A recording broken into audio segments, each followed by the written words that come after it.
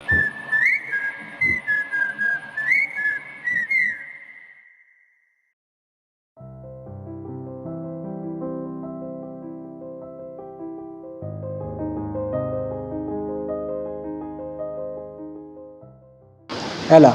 नॉर्थैम्पटन, जून 24, 2008।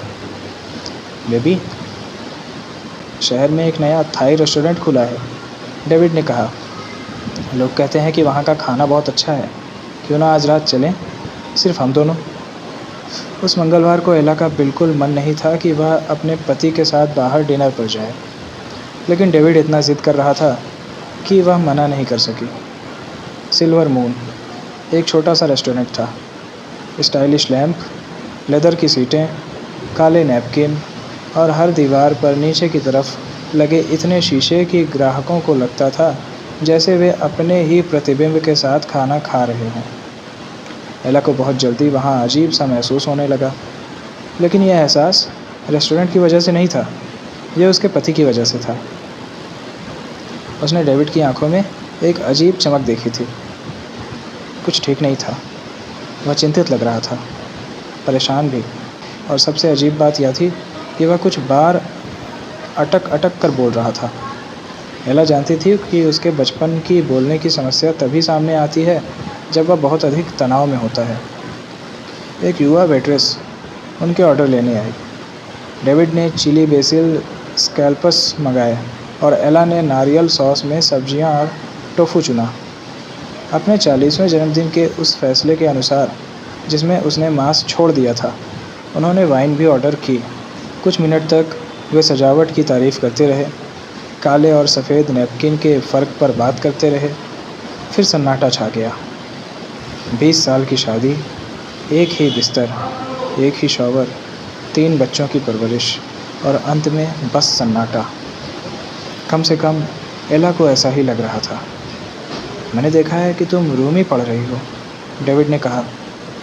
एला ने थोड़ी हैरानी से सिर हिलाया।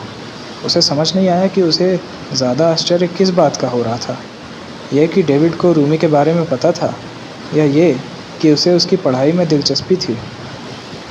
मैंने उसकी कविताएं स्वीट ब्लास्फेमी पर अपने रिपोर्ट के लिए पढ़ना शुरू की थी, लेकिन फिर मुझे दिलचस्प लगने लगी और अब मैं उन्हें अपने लिए पढ़ रही हूँ, एला ने समझाया।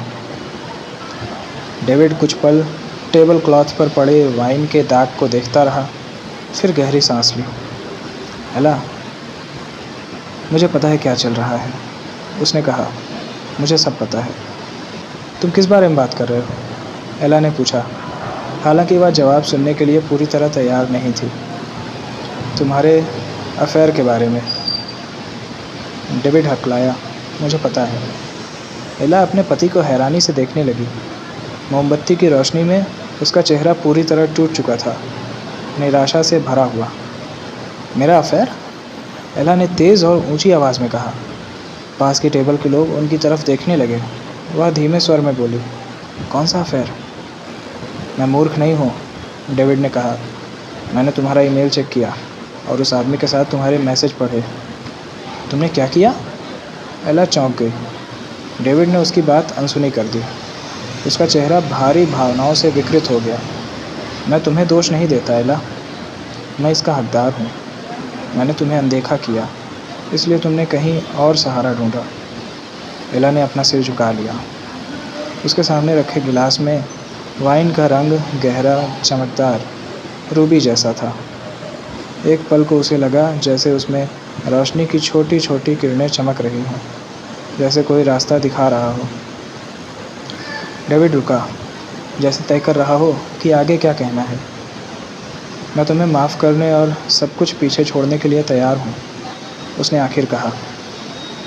एला उस पल बहुत कुछ कहना चाहती थी, तीखा भी, व्यंग्य भरा भी, लेकिन उसने सबसे आसान बात चुनी।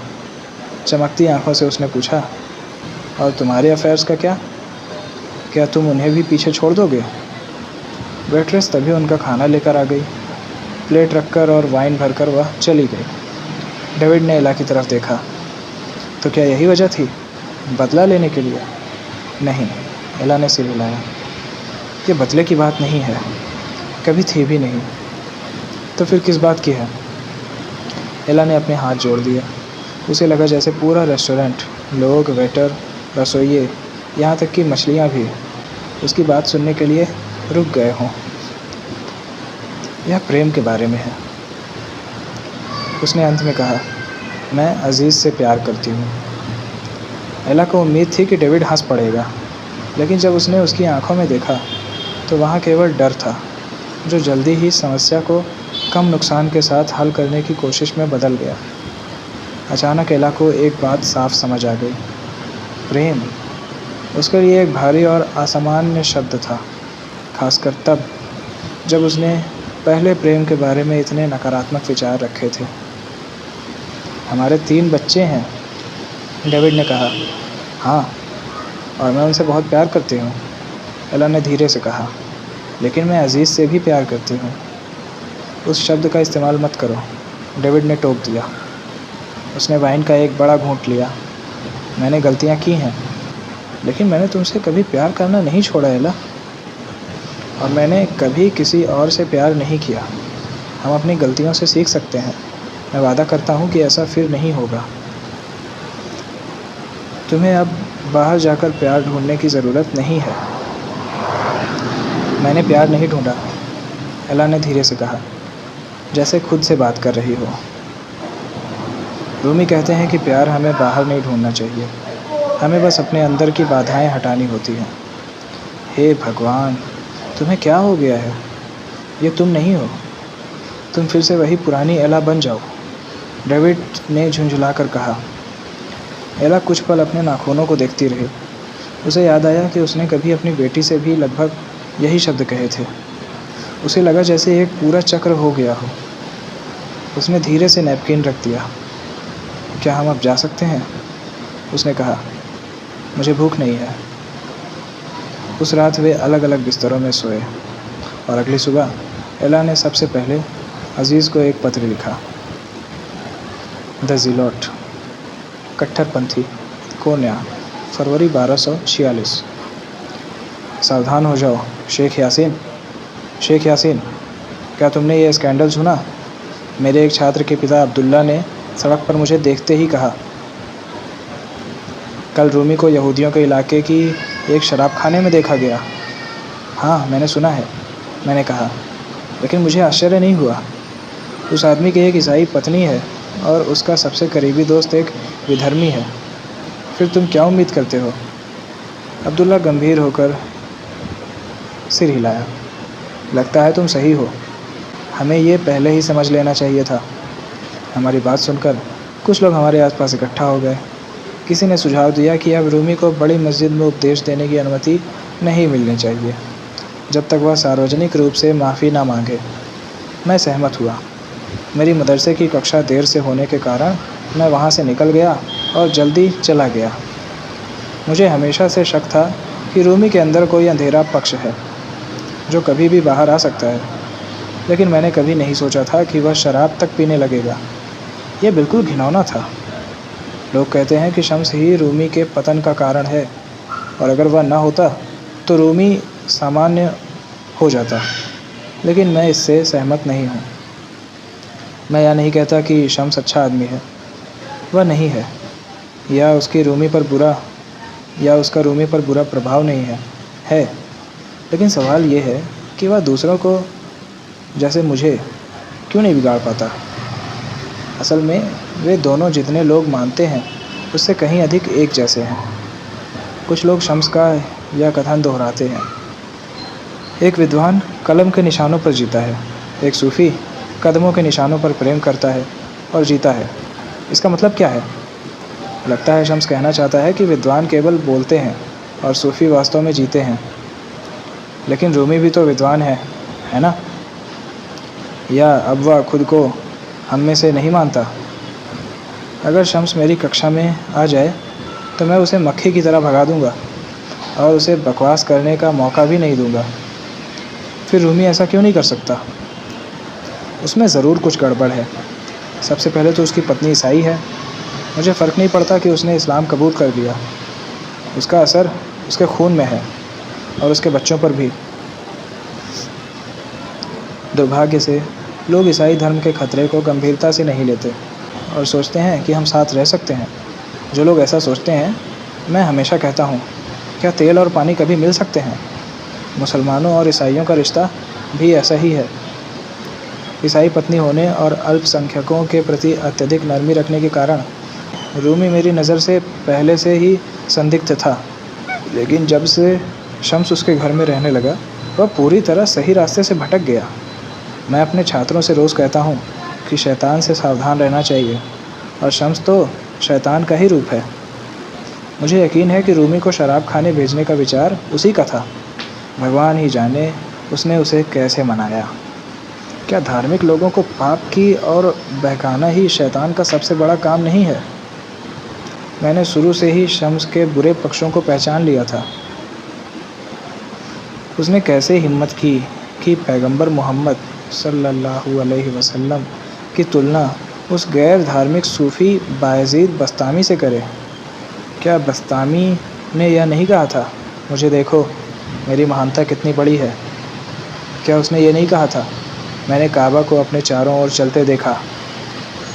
और उसने यहाँ तक कहा, मैं अपने स्वयं का निर्माता हूँ। अगर ये काफिराना बात नहीं है तो फिर क्या है? ऐसे ही लोगों का शम्स सम्मान करता है, इसलिए वह भी विधर्मी है। अच्छी बात बस यह है कि अब लोग सच को समझने लगे हैं आखिरकार। हर दिन शम्स के आलोचक बढ़ रहे हैं, और लोग जो बातें करते हैं, कभी कभी मुझे भी घृणा होती है। नहाने के घरों में, चाय खानों में, खेतों और बागों में, हर जगह लोग उसकी निंदा कर रहे हैं। मैं इन विचारों में डूबा हुआ मदरसे पहुंचा, और सामान्य से देर हो गई थी। जैसे ही मैं अपनी कक्षा का दरवाज़ा खोलकर अंदर गया, मुझे तुरंत महसूस हुआ कि कुछ अजीब है। मेरे छात्र एकदम सीधी कतार में बैठे थे, पीले पड़े हुए और अजीब सी चुप्पी में, जैसे उन्होंने भूत देख लिया हो।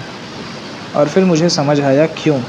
खिड़की के पास दीवार से टिक कर बैठा हुआ, चेहरे पर घमंडी मुस्कान लिए, बिना दाढ़ी वाला वह व्यक्ति कोई और नहीं बल्कि शम्स तबरीज़ था। सलामुन अलैकुम शेख यासीन, उसने कमरे के उस पार से मुझे घूरते हुए कहा। मैं कुछ पल हिचकिचाया, न उसे जवाब दिया न सलाम किया। फिर मैंने अपने छात्रों की ओर मुड़कर पूछा, यह आदमी यहाँ क्या कर रहा है? इसे अंदर किसने आने दिया? मेरे छात्र स्तब्ध और डरे हुए थे, कोई जवाब नहीं दे सका। सन्नाटा शम्स ने तोड़ा। उसने बेपरवाही से लेकिन चुनौती भरे स्वर में कहा, इन बच्चों को डांटिए मत शेख यासीन, ये मेरा ही विचार था। मैं बस यहाँ से गुज़र रहा था और ख़ुद से कहा, क्यों ना मदरसे में जाकर उस एक व्यक्ति से मिल लिया जाए जो इस शहर में मुझे सबसे ज़्यादा नापसंद करता है। हुसाम, छात्र, कोन्या, फरवरी 1246।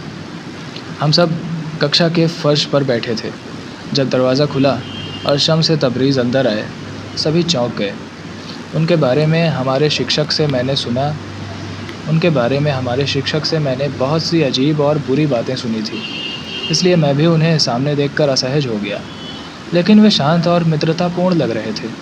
उन्होंने हमें अभिवादन किया और कहा कि वे शेख यासीन से कुछ बात करने आए हैं। मैंने कहा, हमारे शिक्षक को कक्षा में अजनबियों से बात करना पसंद नहीं है, शायद आप बाद में बात कर लें।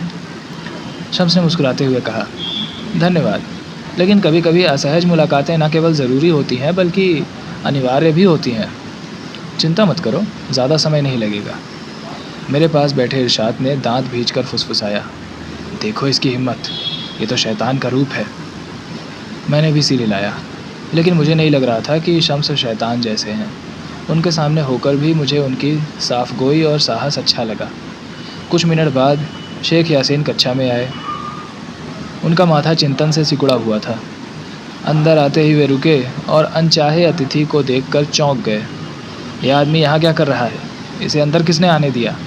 हम सब एक दूसरे को घबरा कर देखने लगे, लेकिन इससे पहले कि कोई कुछ कहता, शम्स ने कहा कि वे पास से गुज़र रहे थे और उन्होंने सोचा कि शहर के उस व्यक्ति से मिल लिया जाए जो उन्हें सबसे ज़्यादा नफ़रत करता है। कक्षा में तनाव बढ़ गया। किसी ने खांस कर सन्नाटा तोड़ा। शेख यासीन बोले, आप लगातार मेरे और रूमी के बारे में और सूफ़ी मार्ग के सभी साधकों के बारे में बुरा बोलते हैं। शेख यासीन ने कहा, मेरे पास तुमसे बात करने के लिए कुछ नहीं है। मुझे पहले ही सब पता है। मेरी अपनी राय है। शम्स ने हम सब की ओर देखकर कहा। बहुत राय रखने वाला आदमी, लेकिन कोई सवाल नहीं। शेख यासीन बोले, तो फिर छात्रों से पूछते हैं, वे किसे पसंद करेंगे? वह ज्ञानी जो जवाब जानता है, या वह जो केवल सवाल रखता है? अधिकतर छात्र शिक्षक के पक्ष में बोले, लेकिन मैं चुप रहा। शम्स ने कहा, जो समझता है कि उसके पास सारे जवाब हैं, वही सबसे अधिक अज्ञानी है। फिर उन्होंने पूछा, अगर आप मुझे शैतान का सेवक मानते हैं तो बताइए कि आपका शैतान की अवधारणा क्या है? शेख यासीन ने समझाते हुए कहा कि शैतान इंसान को गलत कामों के लिए उकसाता है और वह अलग अलग रूपों में आता है, कभी जुआरी, कभी सुंदर स्त्री, कभी दरवेश तक। शम्स मुस्कुराए और बोले, मतलब आप मानते हैं कि शैतान हमेशा बाहर होता है। अगर हम हर बुराई का दोष शैतान पर डाल दें तो हम खुद से जवाबदेही से बच जाते हैं। असल में शैतान के विचार से हम अच्छे और बुरे को अलग अलग करके खुद को निर्दोष मान लेते हैं। वे धीरे धीरे कक्षा में टहलने लगे। मान लीजिए शैतान ही नहीं है, तो फिर नरक और दानवों की छवियाँ हमें कुछ सिखाने के लिए थीं, लेकिन हम उन्हें ही सच मान बैठे। उन्होंने कहा, नरक और स्वर्ग दोनों हमारे भीतर हैं। कुरान कहता है, इंसान सबसे सम्मानित प्राणी है, लेकिन वह सबसे ऊंचा भी हो सकता है और सबसे नीचा भी।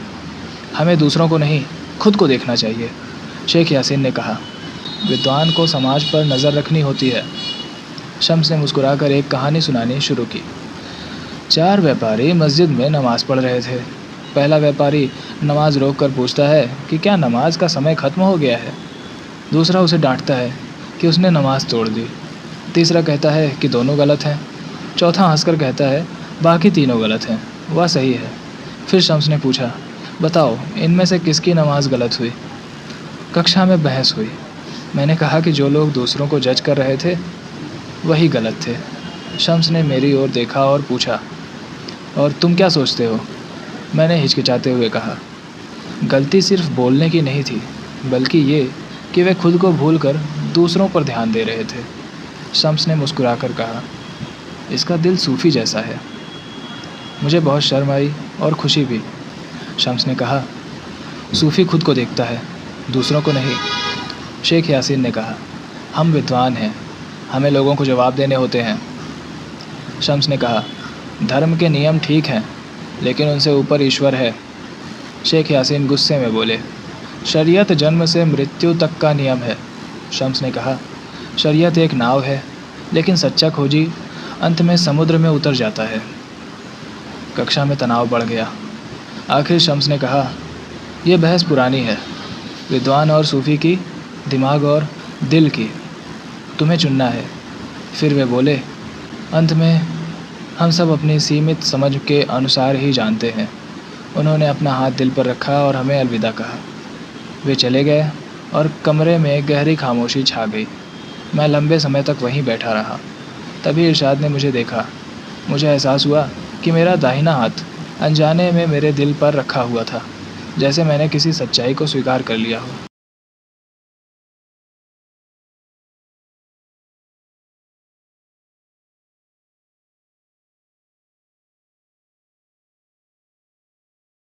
बैबर्स योद्धा।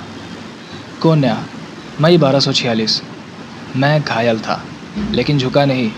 मुझे अपने कानों पर विश्वास नहीं हुआ जब मैंने सुना कि शम्स ने मेरे चाचा के सामने उनके छात्रों के बीच उनका सामना करने की हिम्मत की। क्या इस आदमी में कोई शालीनता नहीं है? काश मैं उस समय मदरसे में होता जब वह आया था। मैं उसे उसके उस गंदे मुंह को खोलने से पहले ही बाहर निकाल देता, लेकिन मैं वहाँ नहीं था, और लगता है कि उसने और मेरे चाचा ने लंबी बातचीत की, जिसके बारे में तब से छात्र लगातार बकवास कर रहे हैं। मैं उनकी बातों को बहुत गंभीरता से नहीं लेता, क्योंकि उनके बयान एक दूसरे से मेल नहीं खाते और उस सड़े हुए दरवेश को ज़रूरत से ज़्यादा महत्व देते हैं। आज रात मैं बहुत बेचैन हूँ। वजह वह वेश्या डेज़र्ट रोज़ है। मैं उसे अपने दिमाग से निकाल नहीं पा रहा हूँ। वह मुझे ऐसे गहनों के बक्से की याद दिलाती है जिनमें छुपे हुए खाँचे होते हैं। तुम्हें लगता है कि तुम उसे अपने पास रख रहे हो, लेकिन जब तक तुम्हारे पास चाबियाँ नहीं हैं, वह बंद रहती है। यहाँ तक कि जब तुम उसे अपनी बाहों में लिए होते हो, तब भी वह पहुँच से बाहर रहती है। मुझे सबसे ज़्यादा उसकी हार मान लेना परेशान करता है। मैं खुद से पूछता रहता हूँ कि उसने मेरे गुस्से का विरोध क्यों नहीं किया। वह मेरे पैरों के नीचे ऐसे क्यों पड़ी रही जैसे कोई पुराना गंदा गलीचा। अगर वह मुझे मारती या मदद के लिए चिल्लाती तो मैं रुक जाता, लेकिन वह बिना हिले पड़ी रही, आंखें फटी हुई, मुंह बंद, जैसे उसने ठान लिया हो कि जो होगा सह लेगी। क्या उसे सच में कोई फ़र्क नहीं पड़ा कि मैं उसे मार डालूं? मैंने बहुत कोशिश की कि फिर से उस कोठे पर ना जाऊं, लेकिन आज मैं खुद को रोक नहीं पाया और उसे देखने चला गया। रास्ते में मैं सोचता रहा कि वह मुझे देखकर कैसी प्रतिक्रिया देगी। अगर उसने मेरी शिकायत की होती और मामला बिगड़ जाता तो मैं उस मोटी कोठे की मालकिन को रिश्वत देता या धमकाता। मैंने अपने मन में हर स्थिति की तैयारी कर ली थी, सिवाय इसके कि वह वहाँ हो ही नहीं। तुम क्या कह रहे हो? डिज़र्ट रोज़ यहाँ नहीं है? मैं चिल्लाया। वह कहाँ है? उस वेश्या को भूल जाओ, मालकिन ने कहा और अपने हाथ से शरबत की मिठाई लोकुम मुंह में डालकर उंगलियां चूस ली। मेरी परेशानी देखकर उसने नरम आवाज़ में जोड़ा, बाकी लड़कियों को देख लो बेवर्स। मुझे तुम्हारी सस्ती वेश्याएं नहीं चाहिए, मोटी चुड़ैल। मुझे डिज़र्ट रोज़ चाहिए, और अभी चाहिए। उस उभयलिंगी हिजड़ा मालकिन ने मेरी इस बात पर अपनी काली नोकीली भौहें उठाई, लेकिन मुझसे बहस करने की हिम्मत नहीं की। उसकी आवाज़ धीमी पड़ गई, जैसे उसे खुद अपने पर शर्म आ रही हो। वह चली गई है। लगता है सब सो रहे थे और वह भाग गई। यह बात इतनी बेतुकी थी कि हंसी भी नहीं आ सकती थी। कोठे की वेश्याएं ऐसे ही यूं ही कैसे भाग सकती हैं? मैंने कहा। उसे अभी ढूंढो। मालकिन मुझे ऐसे देख रही थी जैसे वह पहली बार सच में मुझे देख रही हो। तुम मुझे आदेश देने वाले कौन होते हो? उसने फुसफुसाते हुए कहा। उसकी छोटी छोटी आंखों में गुस्सा चमक रहा था। मैं एक सुरक्षा गार्ड हूँ और मेरे चाचा ऊपर तक पहुँचे हुए हैं। मैं ये पूरा अड्डा बंद करा सकता हूँ और तुम्हें सड़क पर ला सकता हूँ, मैंने कहा, और उसके गोद में रखे मिठाई के कटोरे में एक टुकड़ा उठा लिया। वह नरम और चिपचिपा था। मैंने अपने हाथ उसके रेशमी दुपट्टे पर पोंछ दिए। उसका चेहरा गुस्से से लाल हो गया, लेकिन उसने कुछ नहीं कहा। तुम मुझे दोष क्यों दे रहे हो? उसने कहा। उस दरवेश को दोष दो। वही है जिसने डिज़र्ट रोज़ को कोठा छोड़कर भगवान की तलाश में जाने के लिए उकसाया। एक पल को मैं समझ नहीं पाया कि वह किसकी बात कर रही है, लेकिन फिर समझ आया। वह और कोई नहीं, शम्स ऑफ तबरीज़ था। पहले मेरे चाचा का उनके छात्रों के सामने अपमान, और अब ये साफ था कि उस काफिर दरवेश को अपनी हदें नहीं पता थी। नॉर्थैम्पटन, 26 जून 2008। एला, प्रिय अज़ीज़, इस बार मैंने तुम्हें एक पत्र लिखने का फ़ैसला किया है। तुम जानते हो, पुराने तरीके से स्याही, खुशबूदार कागज़, मिलते जुलते लिफाफे और एक डाक टिकट के साथ। मैं इसे आज दोपहर एम्स्टर्डम भेजने वाली हूँ। मुझे ये तुरंत करना होगा, क्योंकि अगर मैं इसे भेजने में देर करूँगी तो मुझे डर है कि मैं शायद इसे कभी भेज ही ना पाऊँ। पहले तुम किसी ऐसे व्यक्ति से मिलते हो जो तुम्हारे आसपास के सभी लोगों से बिल्कुल अलग होता है। कोई ऐसा जो हर चीज़ को अलग रोशनी में देखता है और तुम्हें मजबूर करता है कि तुम अपनी दृष्टि का कोण बदलो। हर चीज़ को नए सिरे से, भीतर और बाहर से देखो। तुम सोचते हो कि तुम उससे सुरक्षित दूरी बनाए रख सकते हो। तुम सोचते हो कि तुम उस खूबसूरत तूफ़ान से अपना रास्ता निकाल लोगे, लेकिन फिर अचानक तुम्हें एहसास होता है कि तुम खुले में धकेल दिए गए हो और असल में तुम्हारा किसी चीज़ पर कोई नियंत्रण नहीं है। मुझे ठीक ठीक याद नहीं है कि मैं कब तुम्हारे शब्दों से आकर्षित हो गई। मुझे बस इतना पता है कि हमारी ये पत्र व्यवहार की प्रक्रिया मुझे बदल रही है, शुरू से ही। शायद बाद में मुझे इसका अफसोस होगा, लेकिन मैंने पूरी ज़िंदगी उन चीज़ों का अफसोस किया है जो मैंने नहीं की। इसलिए अब एक बार कुछ ऐसा करने में कोई हर्ज नहीं जो बाद में पछतावे का कारण बने। जब से मैं तुमसे तुम्हारे उपन्यास और ईमेल के ज़रिए मिली हूँ, तुम मेरे विचारों पर हावी हो गए हो। जब भी मैं तुम्हारा ईमेल पढ़ती हूँ, मेरे भीतर कुछ हलचल सी होने लगती है और मुझे एहसास होता है कि मैंने बहुत समय से ऐसी संतुष्टि और उत्साह महसूस नहीं किया है। दिन भर तुम मेरे मन में रहते हो। मैं तुमसे चुपचाप बात करती हूँ, सोचती हूँ कि मेरी ज़िंदगी की हर नई बात पर तुम कैसी प्रतिक्रिया देते। जब मैं किसी अच्छे रेस्टोरेंट में जाती हूँ, तो इच्छा होती है कि काश मैं वहाँ तुम्हारे साथ होती। जब भी मुझे कोई रोचक दिखता है, मुझे दुख होता है कि मैं तुम्हें वह नहीं दिखा सकती।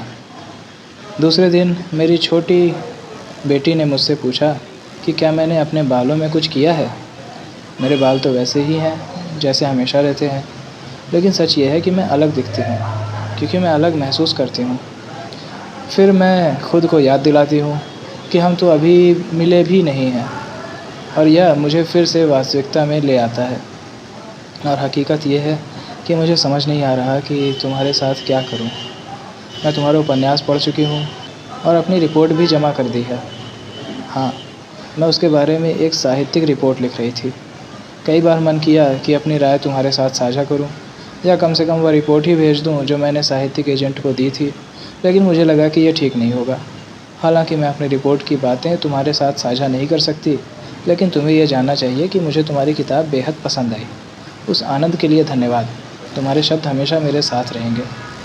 वैसे स्वीट ब्लास्फेमी का मेरे इस पत्र को लिखने के फैसले से कोई संबंध नहीं है, या शायद इसका सब कुछ उसी से संबंध है जिसने मुझे यह लिखने पर मजबूर किया। वह हमारे बीच की यह चीज़ है, चाहे वह जो भी हो, और इसका मुझ पर इतना गहरा असर है कि मैं इसे नियंत्रित नहीं कर पा रही हूँ। यह अब मेरी संभाल से बाहर हो चुका है। पहले मैंने तुम्हारी कल्पना और तुम्हारी कहानियों से प्रेम किया, और फिर मुझे समझ आया कि मैं उन कहानियों के पीछे के इंसान से भी प्रेम करने लगी हूँ। अब मुझे नहीं पता कि मैं तुम्हारे साथ क्या करूँ। जैसा मैंने कहा, मुझे यह पत्र तुरंत भेजना होगा, नहीं तो मैं इसे फाड़कर टुकड़े टुकड़े कर दूँगी और ऐसे व्यवहार करूँगी जैसे मेरी ज़िंदगी में कुछ भी नया या असामान्य नहीं हुआ है। हाँ, मैं हमेशा की तरह दिखावा कर सकती हूँ कि सब कुछ असामान्य है। मैं ऐसा दिखावा कर सकती हूँ अगर मेरे दिल में यह मीठी सी पीड़ा ना होती। प्रेम सहित, एला। Subscribe, subscribe, subscribe.